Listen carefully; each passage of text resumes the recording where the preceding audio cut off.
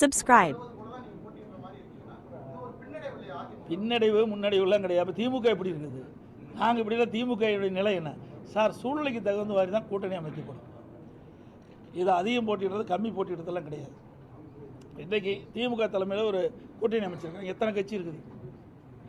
அப்படி பார்க்கும்போது அவங்களுக்கு எத்தனை கட்சி வரப்போகுது, எத்தனை இடத்துல அவர்கள் போட்டியிட முடியும்? அதாவது சூழ்நிலைக்கு தகுந்த மாதிரி நம்ம கூட்டணி அமைக்கிறோம். அந்தந்த கட்சிக்கு நிலை கருதி அவர்களுக்கு சட்டமன்ற இடங்கள் வழங்கப்படுகிறது, தொகுதி பங்கில் வழங்கப்படுகிறது.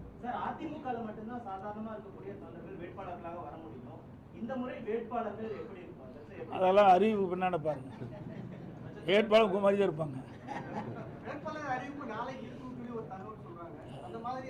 அதாவது அதான் நாங்கள் வேகமாக சென்று கொண்டிருக்கின்றோம். பார்த்தீங்க, நேற்று அறிவித்து கொடுத்தோம், இன்னைக்கு தேர்தல் அறிக்கை வெளியிட்டுட்டோம், நாங்கள் பிரச்சாரத்தையும் தொடங்கிட்டோம்.